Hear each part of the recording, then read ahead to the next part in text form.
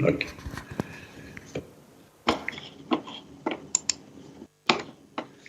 Thank you very much for giving me the opportunities. I am Nazmul Sohel. Here, ITC graduate in 2002, 2003 from the geoinformatics, and later I did my PhD from Uppsala University, and currently work at McMaster University as a senior statistician cum epidemiologist.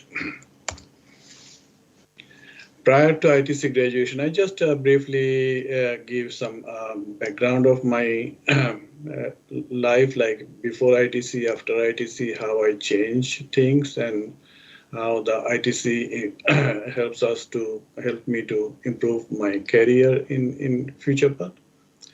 So before coming to ITC, I was basically a senior programmer come data management officer in a international research organization in Bangladesh. And main job was to design the database as well as to create some screen for data entry, data processing, data cleaning, data manipulation, and data linkage for different research project between our health study area. Also, along with this one, I also involved with data analysis and reporting in that time.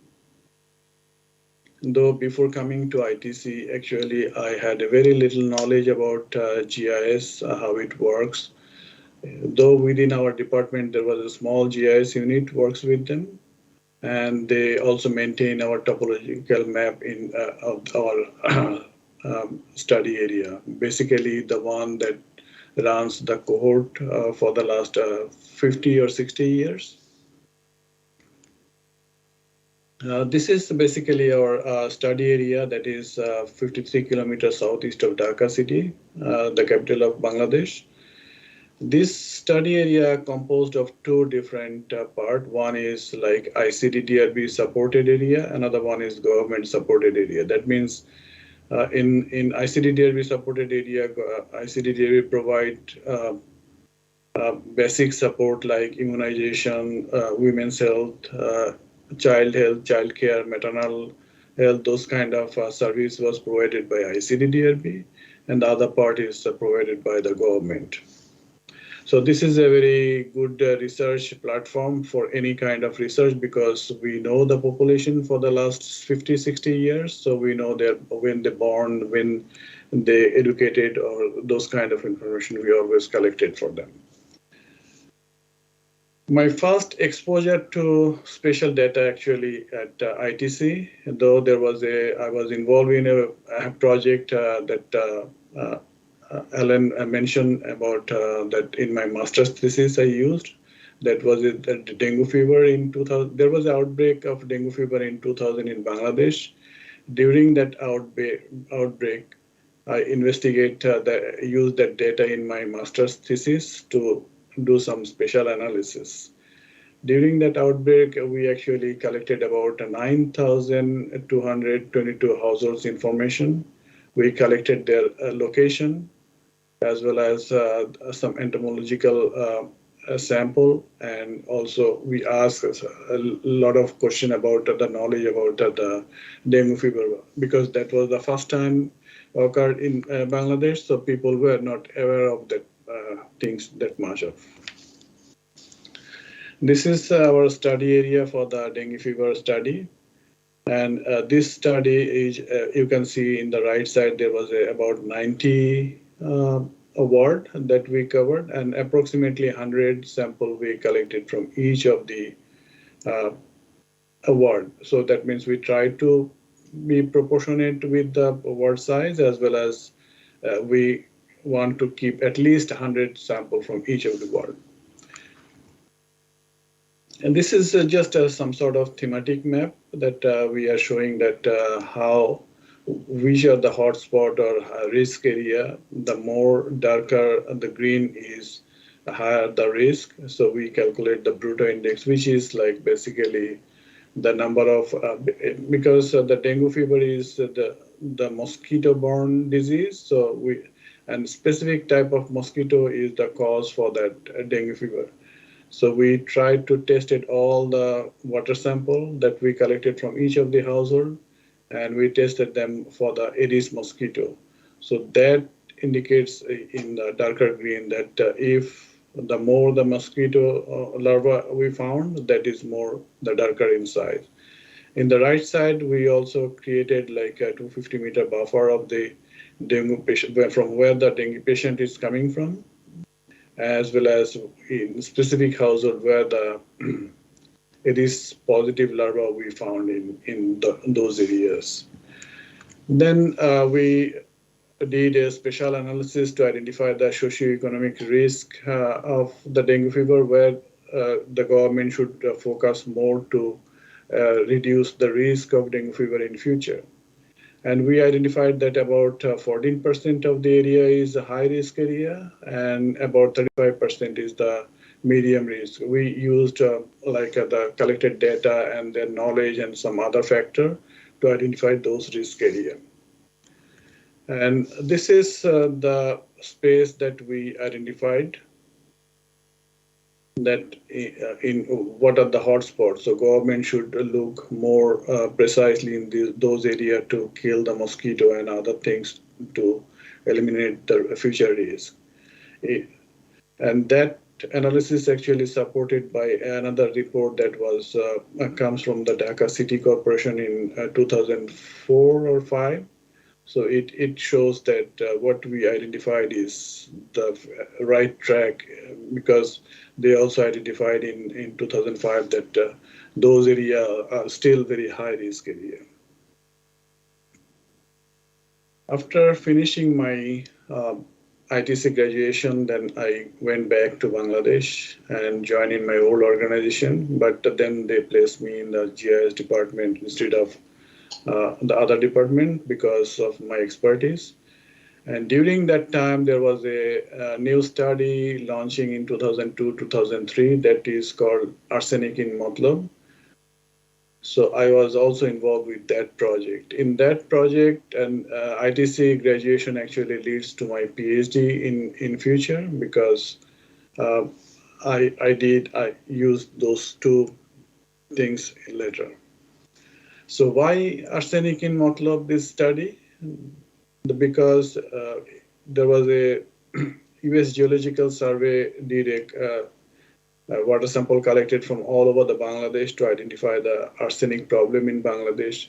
And arsenic is one of the carcinogenic substance that can found in with water, and that can cause already established cause in that time was like cancer, cardiovascular disease, along with the skin lesion and some other morbidities. So that's why we decided, because our study area also situated in the high risk area of the south of this part. So we decided to investigate what is the effect of this arsenic contamination in our population.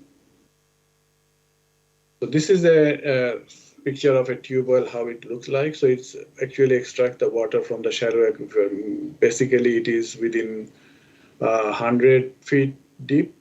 They insert a pipe 100 feet deep, and then when they pump, the water coming out. So this water that comes from the shallow aquifer is basically contaminated. In my PhD, I had 4 objectives, so 4 papers published. 2 of them is purely on epidemiological study, and 2 of them are special analysis that I learned from ITC. So I used that expertise in my PhD as well. In my third paper, you can see I used about 1,300 sample size, and in my last paper, it is about 30,000. So I will discuss this very briefly about what the analysis I performed there. So I already mentioned that ICDDR is maintaining the cohort, and also they regularly collected information about birth, death, migration, in, out, marital status change, and socioeconomic status we collected every 5 years, as well as education change also collected every year. And In ASMED study, because the skin lesion and the symptom of the skin lesion needs some latency period, at least few years to be exposed with arsenic. So we decided to go with a screening of all population 4 years and above. So we visited all the population. We checked their skin for any kind of skin lesion, and then if there is any skin lesion, we send them to the Dhaka hospital, Matlab hospital, for further investigation. In that way, we identified all the skin lesion. During that time, we also identified all the water sources they used. So we identified about 16,000 tube wells. Of them, 13,286 were functioning. So what we did, we tested all the functioning tube well, we pumped the water, and with field kit, we instantly check whether it is WHO recommended level or not. Then if it is more than WHO recommended safe level, then we painted that tube well as a red. And if it is not, then we paint it as a green and ask them to use only the safe tube well, so that they can avoid any kind of further contamination of the drinking water. And also we send this water sample to Dhaka hospital for further analysis of to measure the exact amount of arsenic in the water. During that time also we collected all the location of the tube well, so we know that exactly what location that 13,000 tube well is located in the study area. We already mentioned that we already have our topological map of the study area. Then we added this tube well location as well, and then later we link them back to our study population.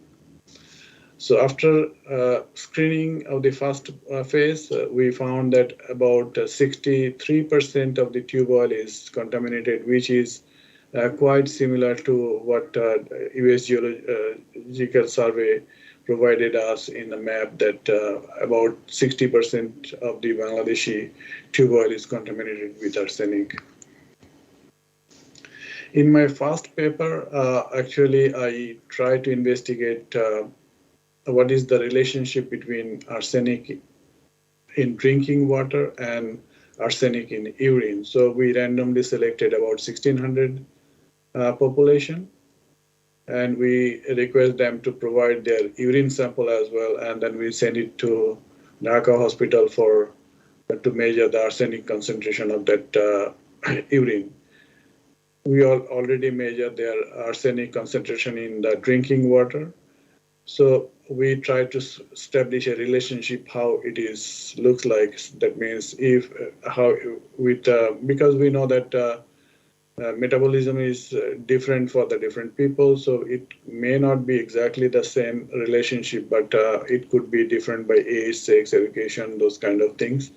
And also because this is a rural area, people share their drinking water with neighborhood as well. So we thought that there might have some influence of the neighborhood water sources. So we use inverse distance weighted method of nearest 5 water sources for the secondary water source of the along with the main water sources, and then we establish a relationship. First, we investigate whether there is any special dependency on that. So we calculate the Moran's using the software, and then we identified that it is spatially dependent. So later we use spatial regression model for the improvement of the model fit. And we identified that mostly the main water source contribute to the main arsenic, other than because we know that arsenic can come through some food and other sources as well. In my second paper, actually, I investigate the fetal loss and infant death in our study area, because it's ICDDB maintained this cohort for the last 30 years, so we know that we also had recorded all the pregnancy outcome since the long time. So we decided to go with a 10 years period from 91 to 2000. We retrospectively collected their pregnancy outcome, whether this is has a fetal loss or infant death. So we know that number of pregnancy, number of fetal loss, number of infant death for each of the participant. And then also during this ASMED study, we retrospectively collected their water consumption history. From there, we also able to estimate their exposure during that pregnancy period. So based on their pregnancy period exposure to arsenic and consequences of the pregnancy outcome, we try to identify whether there is any relationship in space to identify any high or low cluster of fetal loss and infant death.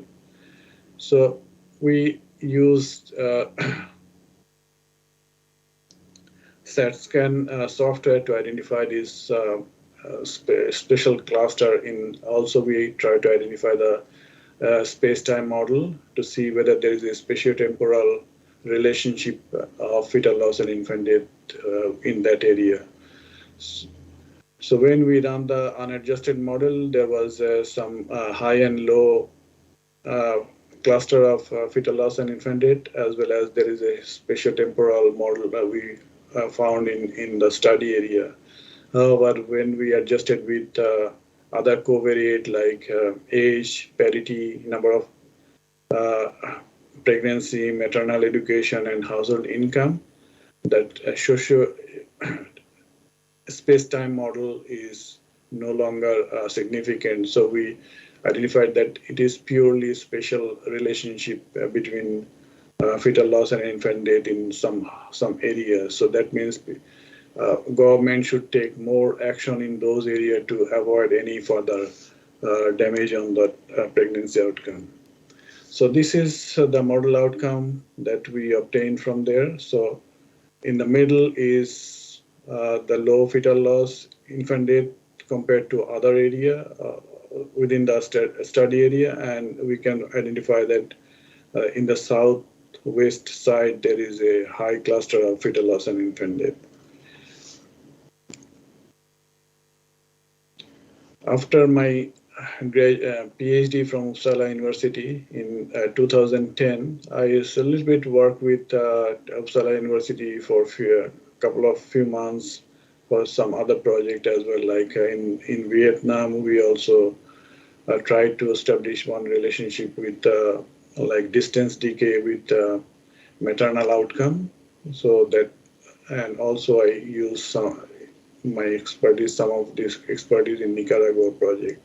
But later I actually started my postdoctoral fellowship at McMaster University. Initially it was with the geography department, and where we tried to investigate some exposure like air pollution. There was a mobile monitoring vehicle that runs through the Hamilton area, and they collected those like temperature, some sulfur dioxide concentration, NOx, PM 2.5, PM 10, those kind of information, as well as wind direction, wind speed, those things, and the location. So that actually we published one paper from there as well to see that what is the impact of some of the industrial area on the population of the Hamilton city. And later I joined in as a postdoc for the aging study. That study actually launched in 2011, and the main plan was like to see how the people are coped with aging, as well as how they adjust when they're aged, or what kind of disease they have, and how they adapt, who are the more better off than the other people who had other higher risk. To investigate all these things, actually, we decided to collect information, select sample from 45 to 85 years, population from 10 province, almost all province from the Canadian city, whole Canada, as well as we just exclude territories because those are mostly native people are living there, and there is a population size is very small and people can easily identify them. So we excluded them.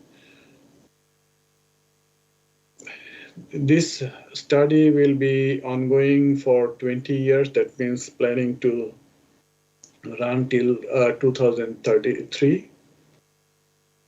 And there is a two component of this study basically.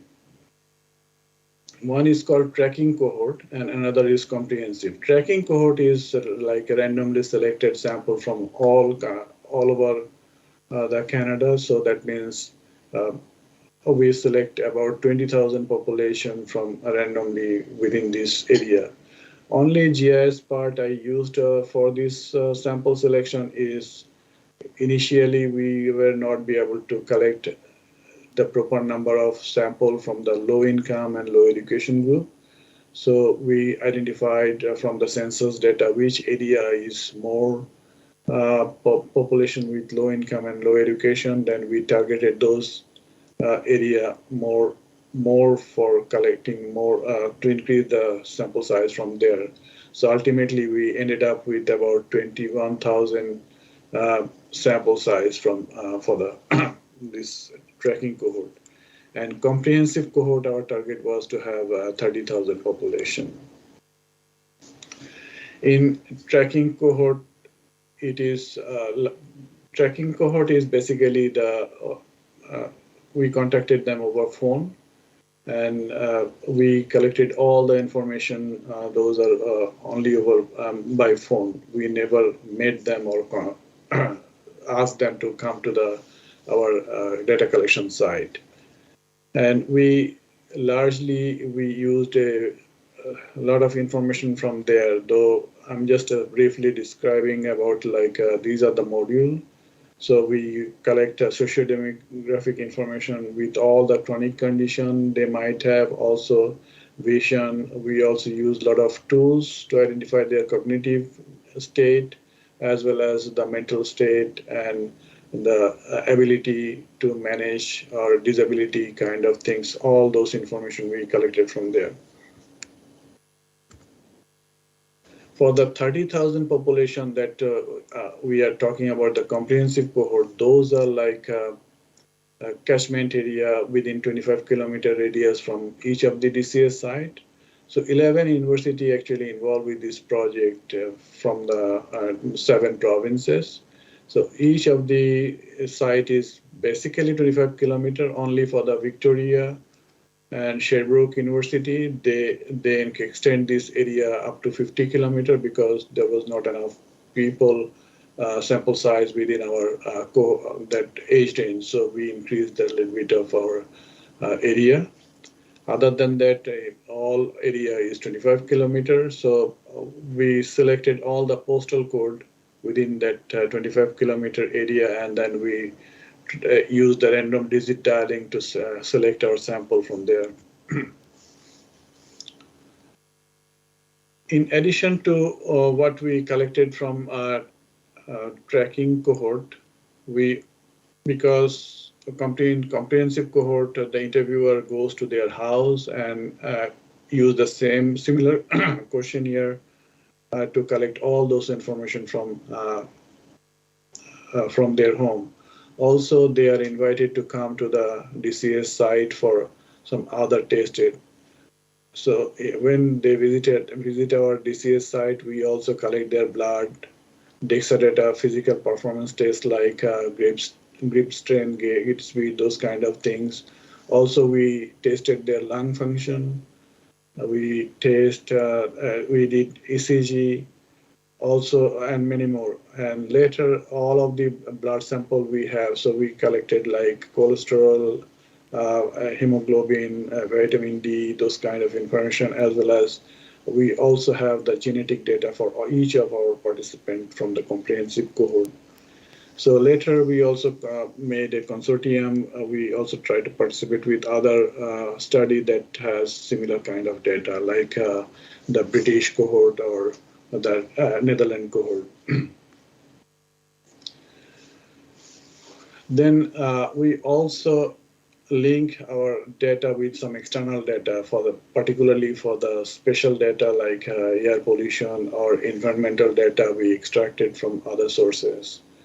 So because our minimum location that we have is the postal code, which is 6-digit alphanumeric values. We thought that we could provide information, release information for postal code level, but later we decided not, because in some cases participants were identifiable if we provide information, give information at the postal code level. So we decided to go with releasing our data for FSA level, which is the first 3 digit of a postal code, and it is basically about 100 postal code creates one FSA. And and whenever we link our data with external data, all the data is based on the postal code level linkage, though we are not releasing the postal code. We are some of the special data also we extracted from the census data. Those are like the forward sorting area, whether the area is urban or rural, with a different classification, 6-level classification, and population density of the participant where they live. Population density is based on the dissemination area, which is the lowest administrative boundary that Canadian government, Statistics Canada released for that. Other than this one, we also collect special data from different other sources. One, we have a contract with Health Canada that they will provide us some of the special data created for us, and later we link them back with our data set. And those are like, what we are providing them is like, we are providing them the interview date, and then the location, the latitude, longitude of the postal code. From there, they use the environmental data center, different, as well as some satellite image to create the spatial data for us, and then send it back to us based on that. Those kind of information is like the 7-day average of the temperature, rainfall, and some other data as Health Canada provided us. We also link them this data with Canoe, which is environment data we are extracting from Canoe. So they also created a lot of data for the whole Canada, and they send us all the data so that we can, based on our interview date, interview year, and the postal code, we can link them back and extract all those environmental data and made it available for the researcher.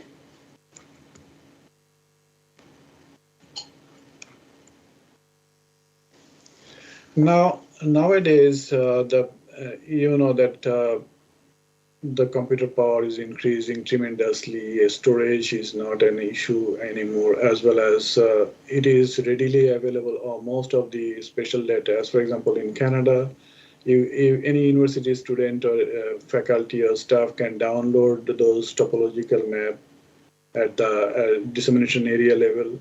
Also, Statistics Canada provide a lot of census data that is readily available. You can link them back with the statistical spatial data, and there is a health data as well. So nowadays it's much easier to link back health data with the spatial data that gives us a new avenue that we can explore.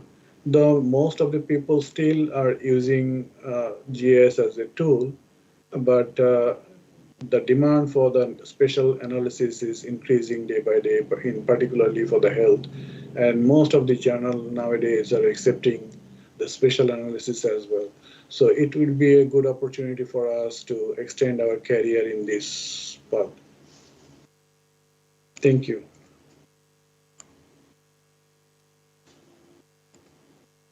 Well, thank you, I should say. I think I have an echo, so I'll stand here. Thank you very much for this great presentation. Let's see first in the audience if there are any questions. Any questions from the audience? Shall I kick off myself? Okay, yesterday I was thinking about your dengue study, Sohel, and I Googled a bit, and I found a similar study from 2021, actually.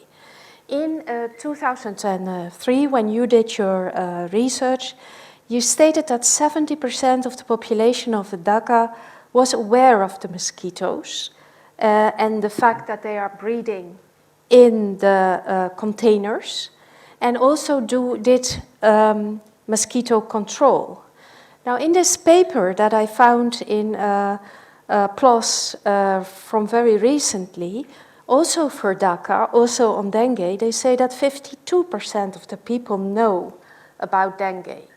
Now, what went wrong?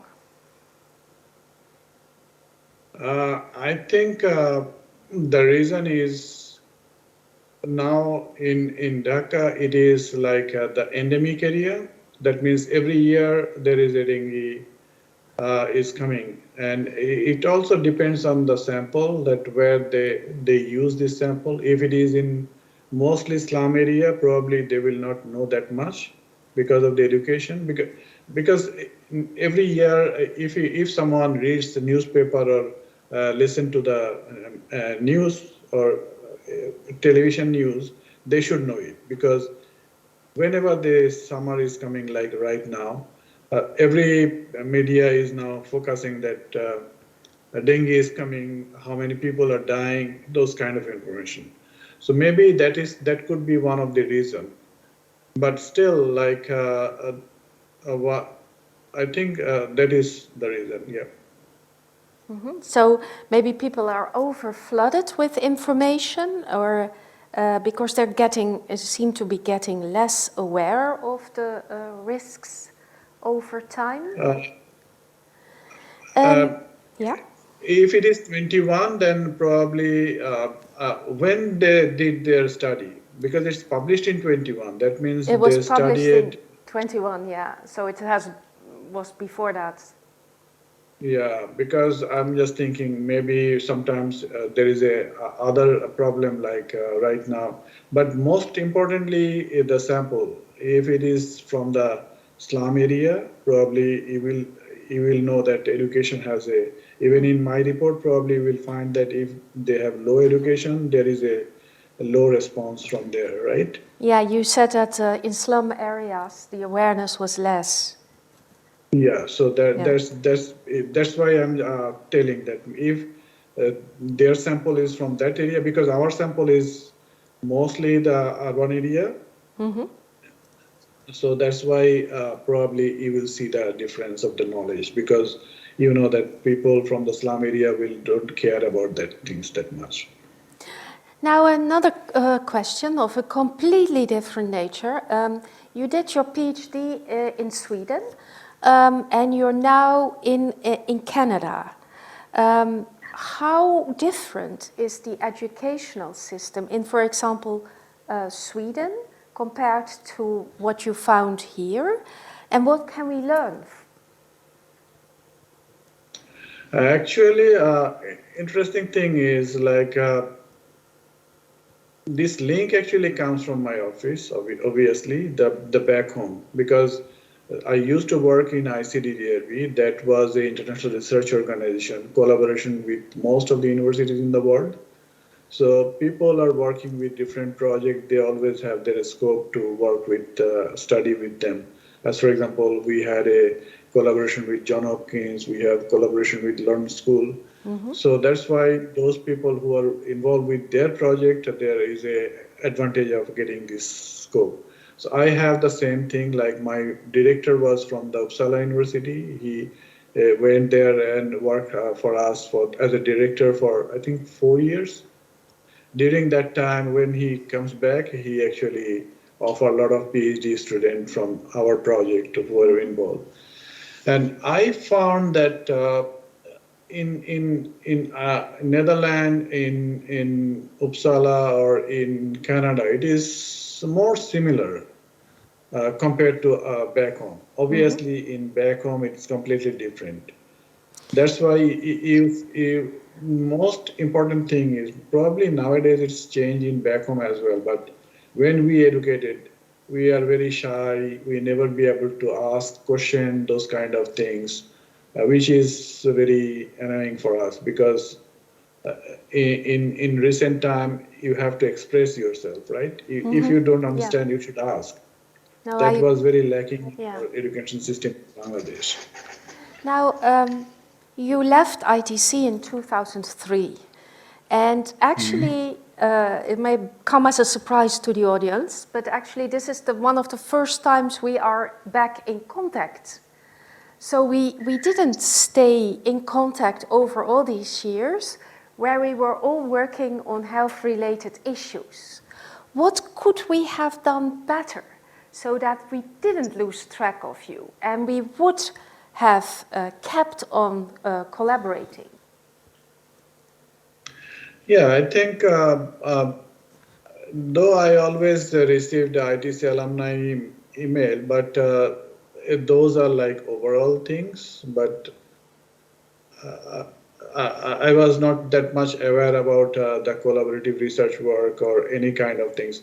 This kind of things could be improves the relationship as well as like if there is a seminar kind of what we are doing right now, this kind of things, and to increase the networking. If we know that who is working in what field, and you know that this nowadays the collaboration is very important thing. So if we know that some people knows any specific things that can help our research, probably I will connect with them, involve with them with our paper, so that way we can share our knowledge and involve the more people with us. Yeah, I think we have to do better in the future, right? As for for our project, even I talked to my PI about this one. Like he is very because he is very eager to disseminate his data for the all over the country because we already have some collaboration with mind map where the two Dutch study, one British study, and some other study also involved with our so we made so in that collaboration like they harmonize all the data so that all are in the same meaning and put it in their data set so people can if they want to investigate any kind of cognitive related outcome they can do it there. So this kind of collaboration is always possible in any context. So as for example, if there is expert in GIS in ITC and health in our field, so we can also work together. So that's possible. We have a large group of people following via the live stream. So I'm looking at Carmen because I know Rolf de Bie, who I think was one of your supervisors during your MSc. Am I correct? He's very active. Yeah. So I'm just glancing at Carmen here to see did he post any questions? No. Are there any other questions from the audience? Okay, then we will thank you very much for this presentation. It was very good to see you almost face-to-face again and hear about your current work. Let's hope we will now keep in contact. We invite you to follow on in the live stream. And maybe a last hand of applause here.